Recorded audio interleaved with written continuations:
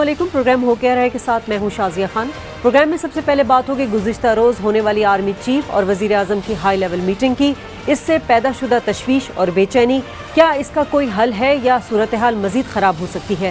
Programme کے دوسرے حصے میں بات ہوگی اسلام آباد سے بادل چھٹ کیوں نہیں رہے، کیا حکومت کسی قسم کا خطرہ محسوس کر رہی ہے، نون لیگ کے حکومتی کیلنڈر میں اکتوبر کا مہینہ منحوس تو نہیں.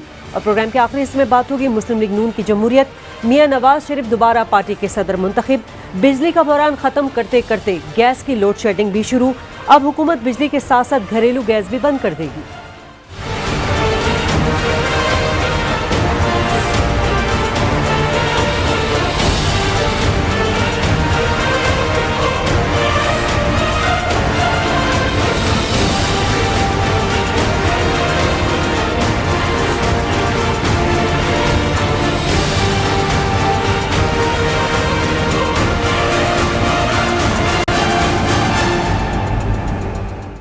ناظرین، اس میں کوئی شک نہیں کہ انگریزی اخبار میں بڑی ہائی پروفائل اور کانفیڈینشیل خبر کے شائع ہونے کو قومی سلامتی کے منافی بالکل کہا جا سکتا ہے. خبر معمہ نہیں بنی ہوئی، لیکن خبر کے سورسز، خبر کو لیک کس نے کیا، یہ تاحال ایک معمہ ہے. اگرچہ وزیر اعظم ہاؤس نے 6 اکتوبر کی شام ہی اس کی سختی سے تردید کر دی تھی اور حکومتی ذرائع متحرک بھی ہو چکے ہیں. میٹنگز میں یہ فیصلہ کیا گیا ہے کہ اس خبر کے ذمہ داروں کے خلاف جو ہے فیصلہ کن کارروائی بھی کی جائے گی. لیکن جو اہم چیز جو پوائنٹ کیا جا رہا ہے، جس کو نوٹس میں لایا جا رہا ہے، وہ سول اور عسکری قیادت کی لگاتار ہونے والی ملاقاتیں ہیں. گو کہ ہم نے دیکھا تھا کہ 14 اکتوبر کو بھی جو ملاقات ہوئی تھی کور کمانڈرز کانفرنس، اس میں بھی کچھ باتیں اسپیکولیشن تھیں، اور کل بھی جو اہم ملاقات ہوئی ہے، ہائی لیول میٹنگ ہوئی ہے، اس میں بھی کچھ قیاس آرائیاں کی جا رہی ہیں کہ اس خبر کے بعد سے جو پیدا شدہ تشویش ہے اور جو بے چینی ہے، آخر وہ کہاں پر اس کا منطقی انجام ہوگا، کیا معاملات صحیح ہو پائیں گے یا نہیں. اس پر بات کریں گے. میرے ساتھ موجود ہیں ڈاکٹر فاروق سلیم اور ایاز امیر. ایاز صاحب، سمپل یہ کہ خبر آ گئی اور اس کے بعد جو ہے اس کی تردید بھی ہو گئی، مگر یہ جو لگاتار ہائی لیول میٹنگز ہے، یہ کس طرف اشارہ کر رہی ہیں؟ نہیں، وہ یہ چیز جو اس سے صورتحال پیدا ہوئی ہے، وہ صورتحال تھم نہیں رہی. اور یہ تو ظاہر ہے کہ تشویش ایک خاص سمت سے بہت زیادہ ہے. اب تک ہونا تو یہ چاہیے تھا کہ کوئی قربانی کا بکرا ہوتا کہ ہاں جی ہم نے دیکھ لیا ہے، یہ ہے، تو ایک آدھ سر جو ہے وہ تو پھر تو بات بنتی تھی. وہ ایسی چیز ہو نہیں رہی. تو صورتحال ایسے بن رہی ہے کہ جیسے پیناما لیکس پہ ٹال مٹول سے کام لیا گیا، اور اپریل کہاں اور اکتوبر کہاں، لیکن انہوں نے یہ وقت تو کاٹ لیا. تو میرا خیال ہے کہ شاید یہ سوچ ہو، یا سوچ نہ بھی ہو تو روش ہو کہ اب یہ نومبر آ رہا ہے، اس کو ذرا ٹپائیں اور خود بخود ہی معاملات جو ہیں وہ ٹھیک ہو جائیں گے. اور نومبر میں عسکری ادارے میں تبدیلی ہوگی، اور یہ جو ہے ہماری ڈانٹ ڈپٹ اور پوچھ گچھ کا جو ہمارا سلسلہ ہے، یہ بس ختم ہو جائے گا. اگر یہ سوچ کامیاب رہتی ہے پھر تو ٹھیک ہے، پھر ہمیں 1 مہینہ اور کرائسس میں سے گزرنا پڑے گا اور یہ ایسی چیز ہوتی رہے گی، لیکن بیچ میں کہیں حادثہ نہ ہو جائے. سر، یہ فردی ایشو ہے یا یہ اداروں کا ایشو ہے؟ دیکھیے، اگر تو ہم قومی سلامتی کی بات کر رہے ہیں، اب ہم وہ ڈان لیکس پہ آ گئے، اگر تو ہم قومی سلامتی کی بات کر رہے ہیں تو پھر یہ فردی ایشو نہیں ہے. پھر یہ 40-45 دن گزر جائیں اور وہاں پہ تبدیلی بھی آ جائے، اگر ایک ادارے کا کنسرن ہے، ادارہ یہ کہہ رہا ہے کہ یہاں پہ عسکری قیادت، اعلیٰ ترین عسکری قیادت، اعلیٰ ترین سول قیادت بیٹھی ہے، اور اس کی کوئی خبر لیک کر کے سامنے آ جاتی ہے، تو یہ پھر فردی معاملے سے بالاتر ہو جاتا ہے. وہ تو بالکل ٹھیک ہے. یہ تو دیکھیں نا، یہ بذات خود بڑی غیر معمولی چیز ہے کہ ایک کور کمانڈرز کانفرنس ہو اور اس میں اس کا خاص طور پہ اس چیز کا ذکر ہو اور یہ کہا جائے کہ من گھڑت کہانی فیڈ گئی، مطلب اس کو لقمہ بنا کے دیا گیا. پرائم منسٹر ہاؤس کا بھی اس کا نام دیا جائے، اس کا تو وہی کافی تھی. لیکن اس کے اوپر سپہ سالار کا یہاں پہ آنا اور 100 منٹ کی میٹنگ ہوتی ہے، یہ غیر معمولی ہے، یہ آرڈنری چیز نہیں ہے. اب میں صرف کہہ رہا ہوں کہ میں نے اسے آپ سے اختلاف آپ کی بات سے نہیں کرتا کہ وہ ادارہ سمجھتا ہے کہ ہمارے ساتھ زیادتی ہوئی ہے. اب اس پہ بحث ہو سکتی ہے کہ زیادتی ہوئی ہے یا نہیں ہوئی, یا وہ اس کو زیادہ ایگزیجریٹ کر کے, اس کو زیادہ میگنیفائی کر کے وہ کر رہے ہیں, اس پہ بحث ہو سکتی ہے. لیکن ان کی تشویش یہ ہے اور اس کا اظہار ہو رہا ہے, اس سے آپ آنکھیں جو ہے صرف نظر نہیں کر سکتے, وہاں سے ہیں. سر اپریل سے اکتوبر تک وہ پیناما لیکس چلتا رہا, انہوں نے سمجھا کہ شاید لٹکا دیا گیا ہے, لیکن جب تک ایک سوال اٹھتا ہے اور اس کا حکومت جواب نہیں دے پاتی تو سر وہ لٹک تو جاتا ہے, لیکن جواب کسی نہ کسی سٹیج پہ آپ کو دینا ہوگا. اسی طرح پیناما لیکس کا نہیں دیا انہوں نے, ان سے اب یہ جو ہونے کو جا رہی ہے وہ ہم اگلے سیکشن میں اس پہ بات کر لیں گے. نومبر 2 کا جو ایک اعلان پتہ نہیں کیا ہے وہ انہوں نے کر دیا, اس میں جا کے یہی پوچھ رہے ہیں, لیکن انہوں نے اکتوبر تک اس کو لٹکا تو دیا ہے. وہ ٹی او آرز کی کسی کو یاد بھی ہے کہ ٹی او آر پہ مذاکرات ہوئے تھے؟ بلاول صاحب کو یاد ہے, انہوں نے کہا کہ وہ ہمارا ایکسیپٹ کر لے. یہ جو ڈیلے ٹیکٹس ہے حکومت کی, اب ہم نے دیکھا 6 اکتوبر, آج 12 دن ہو چکے ہیں, کیا ہماری حکومت کو نہیں پتا ہوگا کہ لیک کس نے کیا, سورسز کیا تھے؟ کیا افواج پاکستان کو پتا نہیں ہوگا کہ کون سے ذرائع تھے جہاں سے لیک ہوئی ہے؟ اس کا کوئی بتائے تو. گورنمنٹ جو ہے بالکل اس موڈ میں نہیں ہے کہ کوئی ایکشن لے. انہوں نے کہہ دیا کہ من گھڑت ہے, یہ ہے وہ, ایک دفعہ نہیں اس سے زیادہ بار کہا ہے, لیکن من گھڑت ہے, یہ ہے, فلانا ہے, تو کس نے کیا وہ کرنے کو حکومت تیار نہیں ہے. وہ جو قربانی کا بکرا ہے کہ یہ فلانے آدمی نے کیا تھا, یہ ہم نے پیش کر دیا, اس کا سر جو ہے آپ قلم کر دیں, ایسی چیز حکومت کرنے کو تیار نہیں ہے. صرف خدشہ یہ ہے کہ اگر ایسے چلتا رہا تو صورتحال یہی رہے گی, تبدیلی کمان میں آ جائے گی اور کچھ نہیں ہوگا.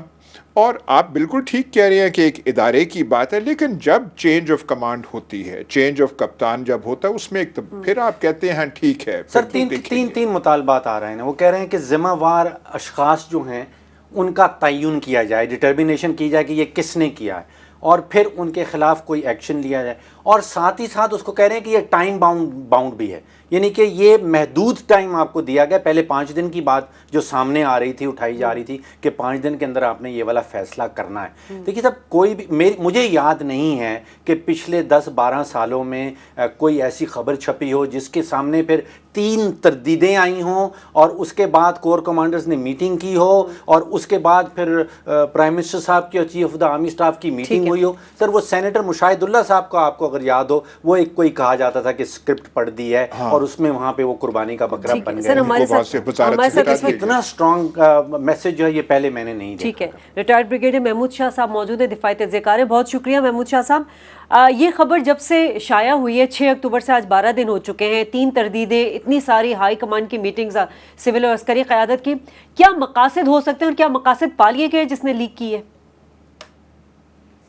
دراصل اس کا جو بیسک مقصد نظر آتا ہے وہ حکومت کی طرف سے ون اپ مین شپ جو ہے آرمی کے اوپر جو ہے وہ لگتا ہے, اور اس کی وجہ سے کور کمانڈر نے اس کو پورا اسٹڈی کر کے میرے خیال میں جو بیان ہے وہ کافی وہ سوچ سمجھ کے دیتے ہیں کہ اٹ ہیز بین فیبریکیٹڈ, یعنی ڈاکٹر انجینئرڈ, اور دین فیک اس کی فیڈنگ ہوئی ہے پرٹیکولر پرپز. اور پرٹیکولر پرپز کا یہ ہے کہ یہ جو ایشو ہے جس میں کافی غیر ملکی لوگ جو ہے ہماری حکومت کو, ہمارے ملک کو بدنام کر رہے ہیں. شاہ صاحب 2 سوال. ایک یہ, آپ کیا سمجھتے ہیں اپنی ذاتی حیثیت میں ایز اے تجزیہ کار, آپ کے بڑے لنکس ہیں, فوج میں آپ کا بڑا عہدہ تھا,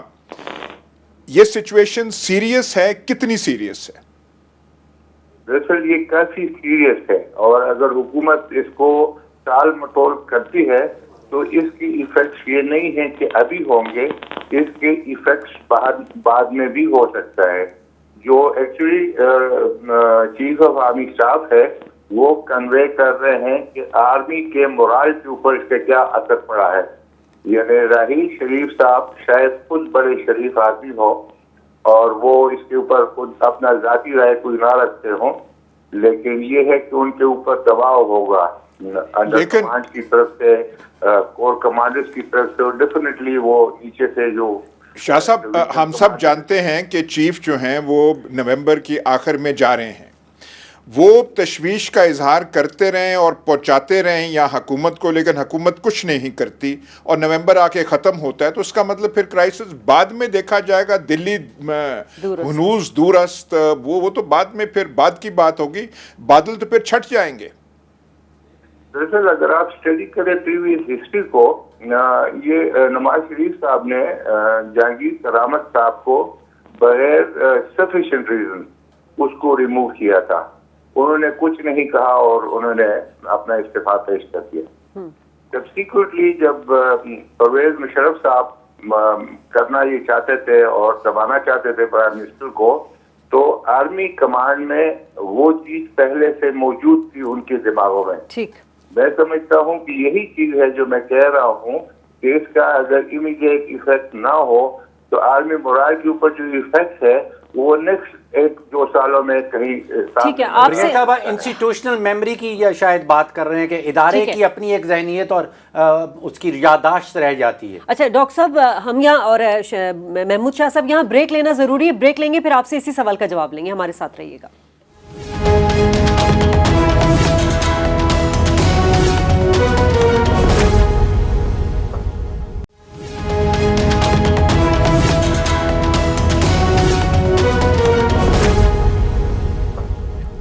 वेलकम बैक नाज़रीन, हम बात कर रहे हैं जो हाई लेवल मीटिंग्स होनी सिविल और अस्करी क़यादत के दरमियान, अब उस खबर के बाद जो है वो ताल्लुकात में सरदमोरी नज़र आ रही है और इसी पर हम बात कर रहे थे। हमारे साथ ब्रिगेडियर महमूद शाह साहब भी मौजूद हैं।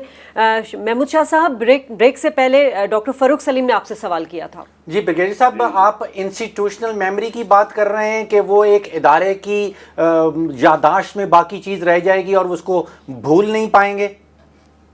जी बिल्कुल, मैं समझता हूँ कि जो चेन ऑफ कमांड में उसमें ये चीज होगी। उन्होंने मांगा होगा मिसी कोर कमांड कॉन्फ्रेंस में चीफ ऑफ आर्मी स्टाफ से to convey to the prime minister कि उन्होंने ऐसा क्यों किया है। तो इस खबर के बेसिस के ऊपर आपने कहा कि आपको लग रहा है कि सिचुएशन खासी सीरियस है। मेमो गेट का भी एक ज़माने में बड़ा सीरियस मामला लग रहा था, लेकिन फिर आखिरी में कुछ निकला नहीं उसमें से। दरअसल उसमें ये था कि आर्मी की जो पॉइंट ऑफ व्यू था कि ये आदमी जो है ये पाकिस्तान के साथ इसकी लॉयल्टी सस्पेक्टेड है। He was removed from the office of the ambassador. अच्छा, आपने सेकंड वन वाज कि he was placed before the supreme court और उस वक्त जो सुप्रीम कोर्ट के एंटिक्स थे वो आपको मालूम है, वो आदमी को ईसीएल से हटाया गया। And I think that those things still exist because जो कमीशन था, जुडिशियल कमीशन था, उसने उनको तकरीबन गिल्टी करार दे दिया था और मेरे ख्याल में जब भी वो आएंगे वो उसका फेस करेंगे। तो मैं समझता हूँ कि उसमें कुछ आर्मी के जो पॉइंट ऑफ व्यू था उससे सेटिस्फेक्शन हो चुकी थी। ये जो मौजूदा है, मेरे ख्याल में जो भी लोग यानी सीनियर कोर कमांडर में से किसी एक में प्रमोट होकर चीफ बनना है, उन्हीं के जो अंडर कमांड है उनमें से कुछ प्रमोट कमांडर बनेंगे। तो मेरे ख्याल में इंस्टीट्यूशन में ये चीज चलती रहती है। आर्मी एज ए होल की हम बात कर रहे हैं और आर्मी एज ए होल को मैं इस चीज को पसंद नहीं किया गया और मैं समझता हूँ कि जब ये सोच के कि अपनी ही हुकूमत, अपना ही प्राइम मिनिस्टर, अपना ही कैबिनेट कुछ ऐसी बात करता है आर्मी के खिलाफ और खासकर उन हालात में कि हम इंडिया के साथ तकरीबन एक्टिव हॉस्टिलिटीज के पीरियड में है। शाह साहब, जो इमीडिएट कंसर्न है और जो सवाल है तमाम मीडिया के ऊपर और तमाम सियासी हलकों के जहनों में, फौरी चीज़ कोई हादसा तो नहीं होने लगा। आपकी गट फीलिंग क्या है? ये तो लंबी बातें हुई ना जी कि उनका वो याद रखेंगे, बाद में देखेंगे, जब उनको किसी नेक्स्ट चीफ को रिमूव करना हुआ तो पता नहीं क्या होगा। ये तो देर की बातें हैं। अक्टूबर नवंबर में आपकी गट फीलिंग क्या है? हादसा तो नहीं कोई होने वाला? मैं समझता हूँ और मैं उम्मीद करता हूँ कि ऐसा ना हो और ऐसा नहीं होना चाहिए। सर, उम्मीद और राय का नहीं, जो आपका तज्जिया अबाउट द रियल सिचुएशन, उम्मीद को जरा हटा दें। रियल सिचुएशन जो आप समझते हैं, आपकी गट फीलिंग जो अंदर से वो जो पेट में एक फीलिंग होती है, होने वाला तो नहीं है कोई? नहीं, मैं समझता हूँ कि राहील शरीफ ऐसा आदमी नहीं है। वो मतलब इतना दूर नहीं जाएगा, और वो जो है टेम्परामेंटली भी ऐसा कोई काम नहीं करेगा। वो अपने स्ट्रांगेस्ट वर्ड में उसने कन्वे किया होगा, और अगर नहीं किया हो तो कन्वे करेगा, और उसके बाद जो है वो चला जाएगा। अच्छा शाह साहब, आप ब्रिगेडियर साहब, पहले आप इदारे की बात कर रहे थे, अब आप एक शख्सियत के ऊपर आ गए।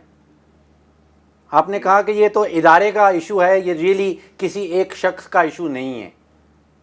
जी बिल्कुल, मैं समझता हूँ कि वो एक शख्स जो है उस इदारे को रिप्रेजेंट करता है, और क्या वो इसको बहाना बना के, क्योंकि वो इस वक्त इस पोजीशन में है कि उसका टेन्योर खत्म हो रहा है, और क्या वो इसको बहाना बना के वो सोच सकता है कि ठीक है, इस जो हुकूमत है इसको यही बात कर रहे हैं मेरे आज़मीन साहब कि हटाया। लेकिन शाह साहब, आपने ये बात की है कि हुकूमत जो टाल मटोल से काम ले रही है और आगे जाके इसके इफेक्ट्स हो सकते हैं, यानी नवंबर के बाद भी हो सकते हैं, क्योंकि ये इंस्टीट्यूशनल मेमोरी और इंस्टीट्यूशनल पॉलिसी की बात है। जी बिल्कुल, मैं समझता हूँ कि अगर अभी हुकूमत इसकी इम्पोर्टेंस नहीं समझता और इस इंस्टीट्यूशन को वो सेटिस्फाई नहीं करता, यानी जिस तरह वो कहते हैं कि वो आदमी कौन है और उसने ऐसा क्यों किया और उसके खिलाफ एक्शन लिया जाए, और वो एक्शन नजर नहीं आया, और हुकूमत टाल मटोल से काम करती रही, और नवंबर आ गया और ये आर्मी चीफ चला गया। ये उनको भूल जाना चाहिए कि ये चीज खत्म हो जाएगी। सर, जो सोर्सेज हैं वो तो शायद सभी इदारों को मालूम होंगे। जी बिल्कुल, मैं समझता हूँ कि शायद वो इंडिकेट भी किए होंगे, क्योंकि आफ्टर ऑल इंटेलिजेंस इदारे हैं हमारे, वो इतने गए की जरूरत नहीं है कि उनको नहीं पता होगा कि किसने किया होगा। और मुझे अपनी गट फीलिंग ये है कि ये शायद प्राइम मिनिस्टर के इशारे से ही हुआ होगा, और वो बीच में इन्वॉल्व होगा।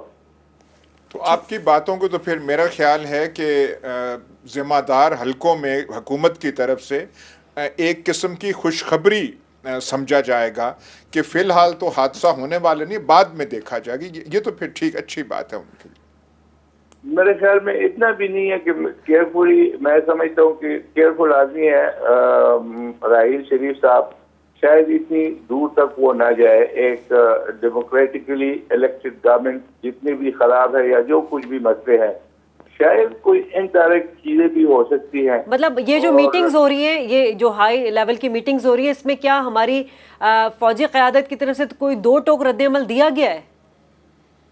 जी बिल्कुल, उनको दिया गया है, और उनको बताया, उस वक्त भी जो है बताया गया कि ये जो इशू है इसके ऊपर मुनीर अकरम साहब ने कल परसों लिखा है। वो समझते हैं कि इस वक्त हमें इंडिया के प्रेशर के तहत ये नहीं करना चाहिए, यानी ये जो हम कहते हैं कि हमारे यहाँ कुछ एलिमेंट्स है और इनके खिलाफ एक्शन होना चाहिए। आर्मी कहेगी कि फिर एक एक्शन आप लें, और जिस तरह DGI ने उस मीटिंग में कन्वे किया according to this write up, कि उन्होंने कहा ठीक है, कल से मैं आता हूं और एपेक्स कमेटी को आप बुलाएं और उनको कन्वे कर देते हैं और आप ले एक्शन। मतलब है कि हुकूमत जो है ये खामखा की एक चीज उसने खुद सामने लाई है। यानी आप देखिए इधर इस्लामाबाद में मौलवी अब्दुल अजीज के खिलाफ उनको कौन रोक रहा है कि वो एक्शन न लें। इसी तरह लाहौर में ये लश्कर तैयबा नॉन है, उसके खिलाफ पंजाब की हुकूमत क्यों एक्शन नहीं लेती। और इस तरह बहावलपुर में नॉन है जैसे मोहम्मद, उनके खिलाफ एक्शन क्यों नहीं लेती। वो पहले छोटू गैंग से भुगतना चाहते हैं ना ब्रिगेडियर साहब, उसके बाद जाएंगे वो। मैं समझा नहीं जी। मैंने कहा छोटू गैंग से पहले भुगत लें, उसके बाद वहां जाएंगे। हाँ बिल्कुल, अभी आप देखिए कि छोटू गैंग कितनी सी, वो टोटल मेरे ख्याल में 2 घंटे की कार्रवाई नहीं होगी आर्मी ने जब। वैसे महमूद शाह साहब, आपने जो बात की, इसका मतलब है नॉन स्टेट एक्टर जो है वो सारे पंजाब में ही बैठे हुए हैं? نہیں دوسری جگہوں پہ بھی ہے، اور اس کی جو 20 ایکشن نیشنل ایکشن پلان ہے وہ ہر جگہ پہ ہے۔ چلیں، بہت بہت شکریہ، آپ ہمارے ساتھ موجود ہیں بریگیڈیئر محمود شاہ صاحب۔ ناظرین، اب یہ جو خبر ہے اور یہ خبر کے جو لیکس ہونے کے سورسز ہیں، یہ قومی سلامتی کے مفادات کو یقیناً خطرہ ہے، اس کا سامنے آنا بہت ضروری ہے۔ بریک لیتے ہیں اور بریک کے بعد جب واپس آئیں گے تو بات کریں گے ہم ستمبر کا مہینہ، ستمبر تو تھا ہی، لیکن حکومت کے لیے اکتوبر کا مہینہ بھی کچھ اچھا ثابت نہیں ہو رہا، اس پر بات کرتے ہیں اس بریک کے بعد۔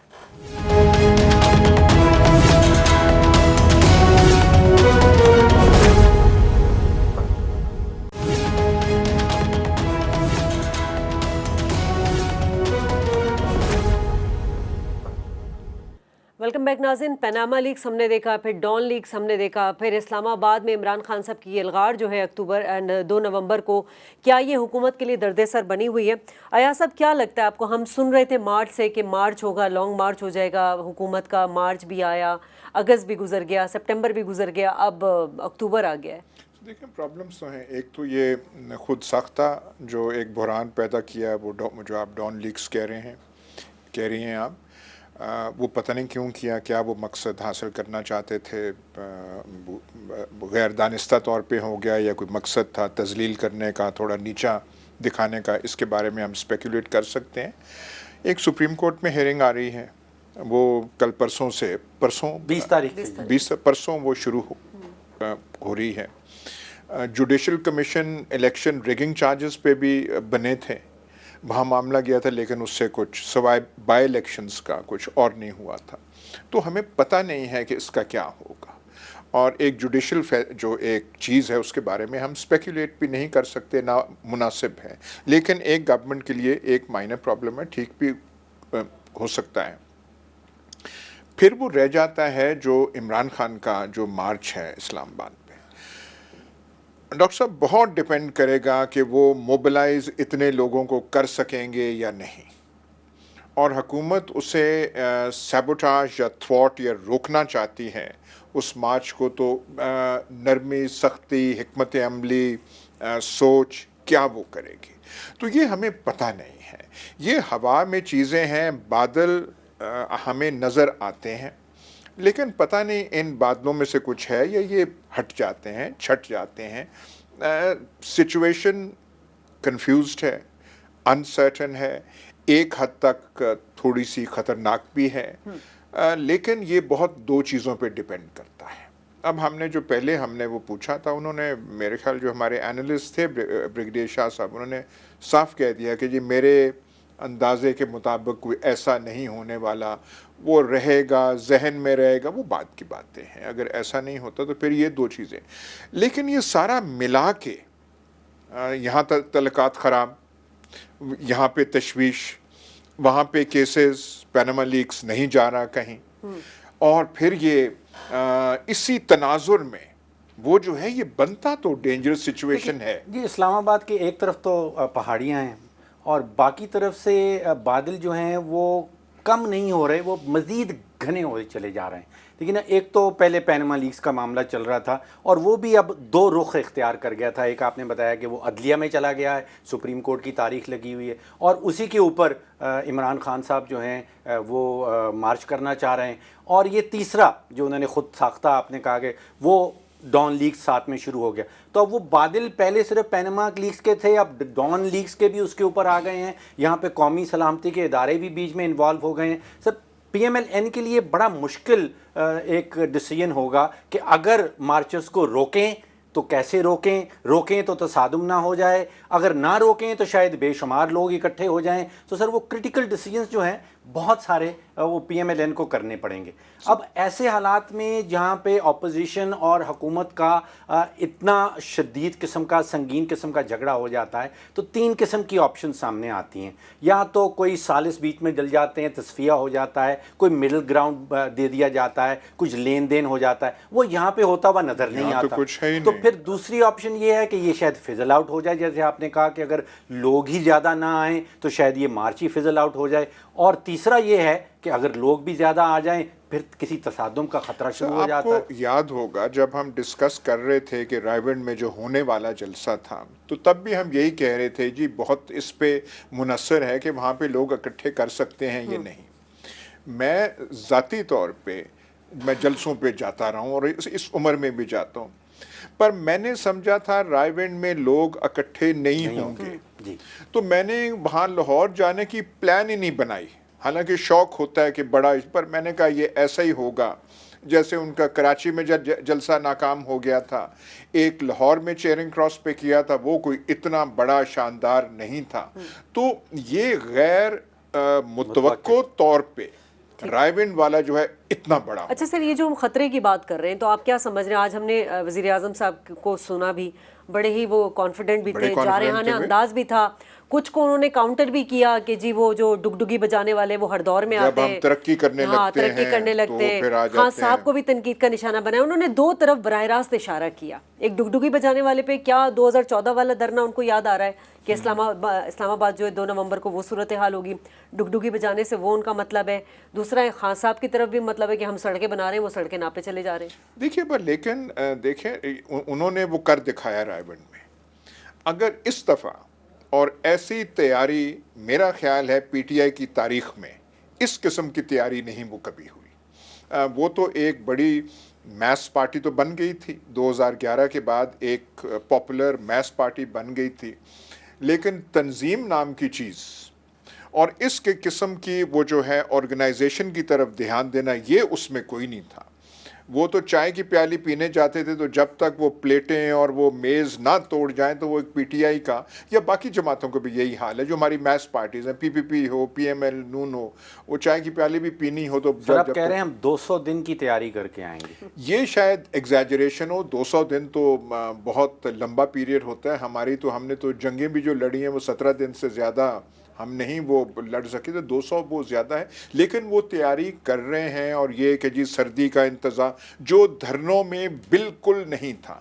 धरनों में तैयारी एक तरफ थी, वो पैट की थी, उनकी थी, इनकी कोई नहीं थी। सर आज जो तैयारी की मैंने तस्वीर देखी हैं, वहाँ पे बाकायदा प्रोजेक्टर्स लगे हुए हैं और सारे पीटीआई वाले उसके इर्द गिर्द बैठे हैं, इस्लामाबाद के नक्शे दिखाए जा रहे हैं और बड़ी डिटेल में उसकी तैयारी की जा रही है। So, but then 10 या 11 रोड्स का, ब्लॉकेट्स का उन्होंने ऑलरेडी ऐलान कर दिया है। देन डॉक्टर साहब हमारे हाथों पे एक बहरान होगा, we'll have a crisis on our hands। फौज की बात ना करें, पर वो जो वहाँ पे तब्दीली होनी है, वहाँ की तशवीश एक तरफ, केस वो चल रहा है और मेरे ख्याल इतना जल्दी वो नहीं वो निपटाया जा सकेगा। यहाँ पे वो कर रहे हैं, we have a serious crisis. Sir case तो दोनों तरफ चल रहे हैं। आज मैंने सुना कि इलेक्शन कमीशन वालों ने इमरान खान साहब को भी नोटिस दिया है। उनके भी कोई पहलू, उनका भी जो बेस है वो कोई इतना स्ट्रॉन्ग तो नहीं है, वो भी किसी तरफ भी जा सकता है मामला। उन्होंने जो उनके जो थे ऑफशोर अकाउंट, और अगर नहीं हाजिर होंगे जहांगीर तरीन और वो, तो वो खुद फैसला दे देगी इलेक्शन कमीशन। सर वो तो उससे भी हर चीज़ से ज़्यादा खतरनाक है, क्योंकि अगर आप एक को ऐसे करते हैं तो फिर तो आपका हाथ साफ हो गया, फिर तो आप सारों को सफाया करते हैं। वो एंटी टेररिस्ट वाले 1-2 केसेस भी इमरान खान उनमें भी नॉमिनेटेड हैं, उनको अरेस्ट भी किया जा सकता है। वो आपको याद है पीटीवी के अटैक केस में भी उनका नाम आया था। जो इनकी ज़बान है पीटीआई की और इमरान खान की, वो जारहाना है कि अगर ये हुआ तो हम ये होगा और फिर नतायज उनको भुगतने तो पड़ेंगे। हुकूमत इस तरह तो निमटने की तैयारी नहीं कर रही है। जो डॉक्टर साहब ने भी बताया कि पीटीवी वाला मामला भी है, फिर इलेक्शन कमीशन ने 2 नवंबर को बुला भी लिया, 20 तारीख से हियरिंग भी शुरू है। इस तरह तो नहीं निमट रही इमरान खान से। सब देखिए ना, सारी चीज़ें मिला के ये जो खिचड़ी बन रही है, ये कोई मुल्क और हुकूमत के लिए अच्छी बात नहीं है। टेंशन जो नहीं बन रहा था वो एकदम जो है उसका लेवल, हमारे यहाँ होता है टेंशन बढ़ जाता है, फिर चला भी जाता है, डिसिपेट भी हो जाता है, वी डू नॉट नो। लेकिन ये खतरे की जो घंटी है ये बजी हुई है और नवंबर 4 तक ये हम वो जो फिंगर्स क्रॉस करके ही हम रहेंगे कि पता नहीं क्या। सर यहाँ सवालात के जवाब नहीं आ रहे हैं। अप्रैल में पैनामा लीक शुरू हुआ, अक्टूबर तक लटक तो गया, लेकिन सर घंटी अभी भी वो बजती है। ठीक है सर, यहाँ पे ब्रेक लेते हैं और ब्रेक के बाद हम बात करेंगे मुस्लिम लीग नून की जमहूरियत के हवाले से। इंट्रा पार्टी इलेक्शन और वज़ीर आज़म नवाज शरीफ साहब जो पार्टी के सदर बिला मुकाबला मुंतखब हो गए। साथ साथ उन्होंने गैस की लोड शेडिंग का भी आज हमने खबर सुनी है कि पंजाब में पहली दफ़ा जो है वो गैस की लोड शेडिंग हो रही है। इन सब पर बात करते हैं इस ब्रेक के बाद।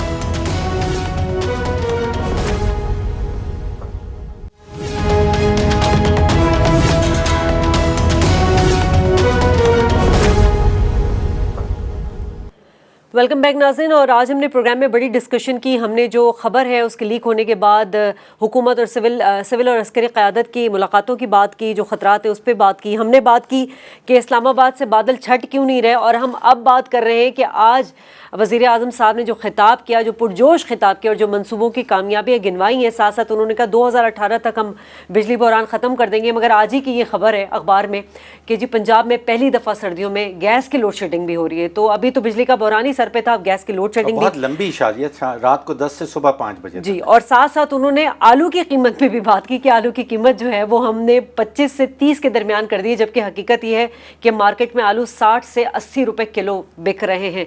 अयाज साहब, उन्होंने कहा कि 2013 में जो पाकिस्तान था, अब वो पाकिस्तानी दुनिया जो है वो एतराफ़ करी कि पाकिस्तान तरक्की याफ्ता मुल्कों में शामिल हो चुका है। नहीं, पहले तो वो मुबारकबाद के मुस्तहिक हैं कि मेरे ख्याल बड़े एक कड़े इलेक्शन कैंपेन के बाद वो दोबारा वो कड़ा इलेक्शन बिला मुकाबला था। समझ नहीं पाया हूँ, 1600 वोट थे टोटल में, और अगर एक ही उम्मीदवार खड़ा था तो फिर वो पर्ची में किसका नाम होगा और वो वोटर किसके हक में वोट डालेंगे या किसके खिलाफ वोट डालेंगे। बहरहाल वो मुबारक हो उनको कि वो दोबारा से वो पता पार्टी नहीं सदर पार्टी सदर वो हो गए हैं। मुझे एक चीज़ वैसे समझ नहीं आई, मैं आपसे डॉक्टर साहब सीरियसली कह रहा हूँ, जो कांग्रेस थी 47 से पहले, जब नेहरू, गांधी, पटेल वगैरह थे, उसमें वो कांग्रेस का सदर 2 साल के लिए बनता था और हर बार इलेक्शन होती थी और तकरीबन हर बार चेंज था होता। अबुल कलाम आज़ाद भी प्रेसिडेंट रहा, जवाहरलाल नेहरू भी रहा, सुभाष चंद्र बोस भी रहा। तो उसमें कोई यहाँ पे रविश 47 के बाद हिंदुस्तान में भी और यहाँ भी है कि तमाम ऑफिसेज अपने पास अब रखे जाए। अब शहबाज शरीफ साहब is the most powerful man in Punjab, उन्हें कोई पार्टी में चैलेंज नहीं कर सकता, लेकिन वो इसरार यही करते हैं कि पंजाब का सदर भी मुस्लिम लीग का मैं ही हूँ। हालांकि कोई और हो जाए तो उनकी ताकत में कोई कमी नहीं सर, आप काबिलियत का एलिमेंट बीच में नहीं ला रहे हैं।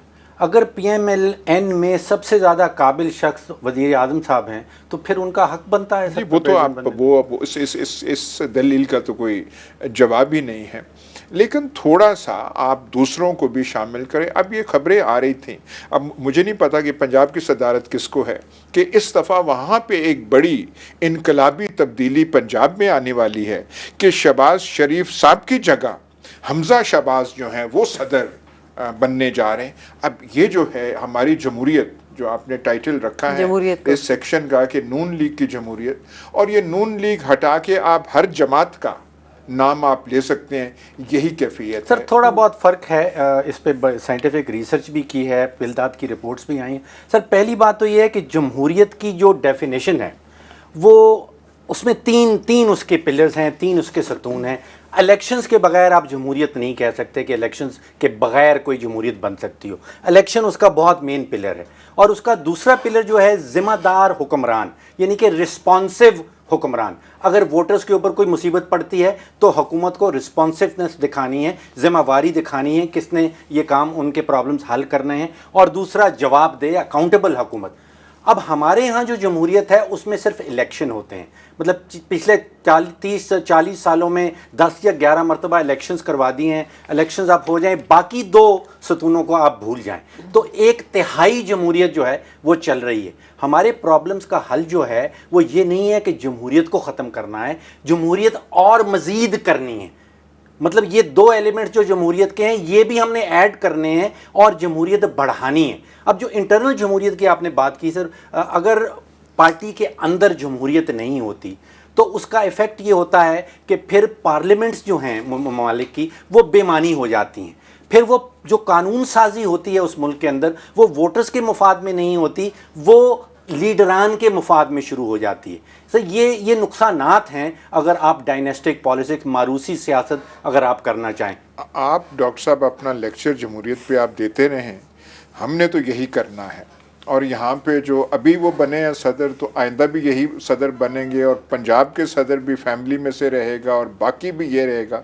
हमारे यहाँ तो ये होना, फिलीपींस में भी ये होता था, फिलीपींस में ये बहुत अरसा रहा, وہاں پہ ایک قانون ابھی جو وہاں کی پارلیمنٹ پاس نہیں کر پا رہی وہ کہلاتا ہے اینٹی ڈائنیسٹک ایک قانون لیجسلیشن، جس میں وہ نمبر فکس کر رہے ہیں کہ ایک ہی خاندان کے میکسیمم لوگ سیاست میں جو حصہ لے سکیں، اس سے زیادہ لوگ سیاست میں نہیں آ پائیں۔ دیکھیں یہاں ہم نے بھی قانون بنایا، یہاں پہ اگر کسی پارٹی کے اندر الیکشنز نہ ہوں تو وہ ڈسکوالیفائی ہو سکتی ہے الیکشن کمیشن سے کہ آپ کے الیکشنز نہیں کرائے، تو قانون ہم نے بنا دیا۔ اب یہاں الیکشن کمیشن خوش ہو جائے گا کہ انہوں نے یہ بالکل الیکشن کروا ہم دیا۔ کہہ رہے ہیں کہ کڑی جو ہے وہ کڑا ایک الیکشن کیمپین تھی اور اس کے بعد میاں نواز شریف جو ہے پھر دوبارہ ہو گئے، تو ہم نے قانون بنا دیا، لیکن اصل میں جو ہے جو ریالٹی ہے وہ ہمارے سامنے ہے۔ ہم وہ پلدات نے سروے کیا ہے کہ اندرونی جمہوریت کے حوالے سے 8 بڑی سیاسی پارٹیاں جو ہیں ان کو رینک کیا ہے ڈیفرنٹ سکورز میں۔ اس میں پلدات کے رپورٹ کے مطابق جو انٹرا پارٹی الیکشنز ہیں، انتخاب ہیں، اس میں پی ٹی آئی کو 64 نمبر دیے ہیں جو نمبر 1 پہ آ رہی ہے باقی 8 کے مقابلے میں۔ دوسرے نمبر پہ جماعت اسلامی کہہ رہے ہیں اور تیسرے نمبر پہ ANP، اور مسلم لیگ نون جو ہے وہ 8ویں نمبر پہ آ رہی ہے۔ لیکن پی ٹی آئی نے بھی ایک دفعہ وہ تجربہ کیا تھا، میرے خیال اب انہوں نے کان پکڑ لیے ہیں کہ ہم نے پھر اس قسم کے الیکشن نہیں تو سر آپ امید کیا رکھتے ہیں؟ مطلب آپ کا بھی تعلق نون لیگ سے رہا ہے، تو نون لیگ میں آپ سمجھتے ہیں کہ موروثی سیاست نہیں رہے گی؟ پیپلز پارٹی میں بھی وہی چل رہی ہے اور نون لیگ میں بھی وہی چل رہی ہے۔ میں صرف یہ کہہ رہا ہوں کہ اگر آپ تھوڑی سی ڈیموکریسی انٹرنل لے آئیں تو ان کا جو حکمران ہے یا جو لیڈر ہیں پارٹی کے، ان کی طاقت پہ کوئی اثر نہیں پڑتا، لیکن پھر بھی وہ کرنے کو تیار نہیں ہے۔ میں نے آپ کو یہ پنجاب والا جو ہے آپ کو بتایا کہ وہاں پہ کوئی اور صدر بن جائے، رانا ثناء اللہ بن جائے، کوئی اور بن جائے، تو شہباز شریف کی طاقت پہ کوئی حرف نہیں آتا، لیکن وہ نہیں کرنے کو تیار کہ ہم یہ بھی ہو، یہ بھی ہو، یہ بھی ہو، سارا کچھ اپنے پاس ہو۔ De facto deputy chief minister جو ہے وہ اب حمزہ شہباز ہے، de facto deputy prime minister ہمیں پتہ ہے کہ یہاں پہ وہ جو ہونہار صاحبزادی ہیں وہ ہیں یہاں پہ کر کے، اس کے باہر ہم جا نہیں سکتے، ہم بالکل یہی سب کچھ۔ دیکھیے جمہوریت سر ممالک میں اس لیے لائی جاتی ہے، اس لیے اس کو کہا جاتا ہے کہ وہ اعلیٰ ترین طرز حکومت ہے کہ اس میں ووٹرز کا مفاد سامنے آ جاتا ہے۔ وہ 1 ووٹ 1 پرسن والا ووٹ جو ہے ہمارے ہاں وہ چیز نہیں آ پا رہی ہے۔ اس کا مطلب کہ جمہوریت جو ہے اس کا جو مقصد تھا وہ پورا نہیں ہو رہا ہے، اور وہ پورا اسی وقت ہوگا۔ میں دوبارہ سے کہتا ہوں سر، ہمیں مزید جمہوریت چاہیے، یہ نہیں چاہیے کہ جمہوریت کم کرنی ہے، ہمیں مزید جمہوریت چاہیے۔ یہاں پھر آپ نے دیکھ لیا جمہوریت جو الیکشن ہوئی ہے پہ یہاں تو پھر یہی ہوگا۔ انہوں نے اناؤنس بھی کر دیا کہ 2018 میں بھی ہم ہی ہوں گے اور ہم ہی کام کریں گے۔ سر وہ ذرا LNG پہ بھی بات کر لینا کہ آج شاہد خاقان صاحب نے کہا کہ وہ ہمیں مہنگی پڑی، لیکن جب ہم نے جب پروگرام کیا تھا اس معاہدے کے تحت تو LNG بڑی سستی پڑی۔ ہم نے کئی پروگرام کیے تھے، آپ نے بڑے بڑے وہ تجزیے پیش کیے تھے کہ اس میں یہ بات ہے یہ۔ میں ویسے آج اخباریں پڑھ کے دنگ رہ گیا۔ انہوں نے کہا وہ جو آپ کہہ رہے ہیں کہ 10 سے 5 بجلی بند رہے گی، یہ پہلی بار ہوگا، گیس بند رہے گی، گیس بند رہے گی، اور LNG تو ہم دے ہی نہیں سکتے گھریلو صارفین کو کیونکہ وہ بڑی مہنگی ہے، یہ انہوں نے کہا۔